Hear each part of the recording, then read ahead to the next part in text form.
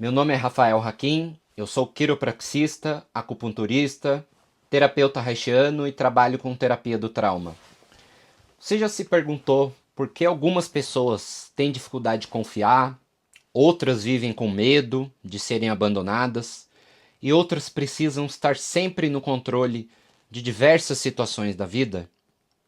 Nesse vídeo eu vou apresentar a visão da terapêutica haitiana sobre como as experiências mais precoces da nossa vida moldam nossa forma de sentir, pensar, nos relacionar e habitar o próprio corpo.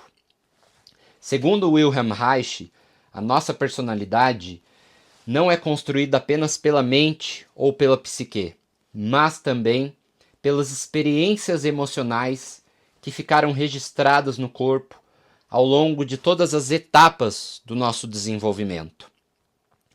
Muitas vezes acreditamos que superamos determinadas experiências ou situações traumáticas porque não nos lembramos mais delas conscientemente.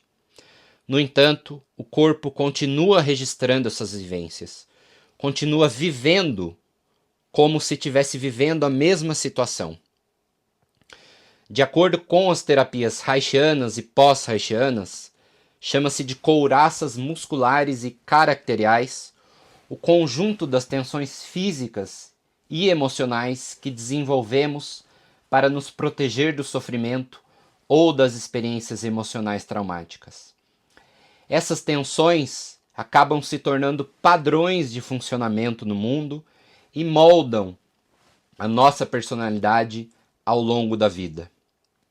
O primeiro segmento, de acordo com o desenvolvimento ou a mielinização do sistema nervoso, é o segmento ocular.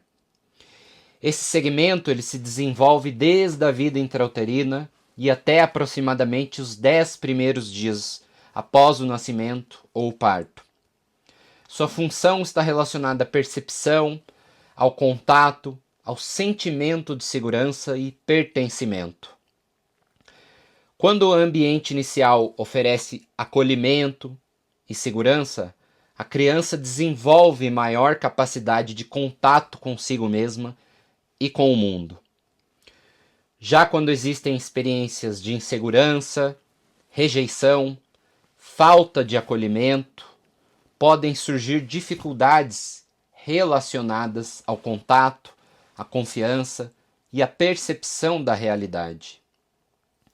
Dentro dessa etapa ou dessa fase, nós vamos encontrar algumas características associadas que desenvolvem o traço esquizoide, como medo do contato, tendência ao isolamento, excesso de racionalização e dificuldade de sentir-se plenamente conectado ao próprio corpo. E o grande tema desse segmento ou dessa característica é: eu me sinto seguro para existir? Falando do segundo segmento oral. Esse segmento está relacionado à amamentação, ao vínculo afetivo e às experiências de nutrição física e emocional que vivemos no início do nosso desenvolvimento, junto com a mãe. E é através dessa etapa que aprendemos a receber, confiar e satisfazer as nossas necessidades. Quando há experiências de privação, carência ou frustração excessiva, podem surgir muitos padrões ligados à sensação de falta, necessidade extrema de reconhecimento ou um medo inconsciente do abandono.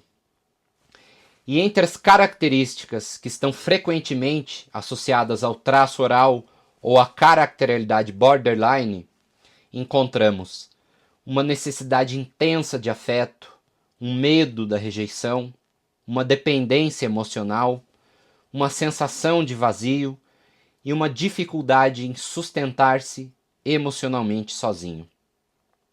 E o tema central dessa etapa ou dessa fase do desenvolvimento é: posso confiar que minhas necessidades serão atendidas? E por que estudar as matrizes do caráter ou a caracterialidade? O objetivo dessa formação, desse treinamento, não é rotular pessoas.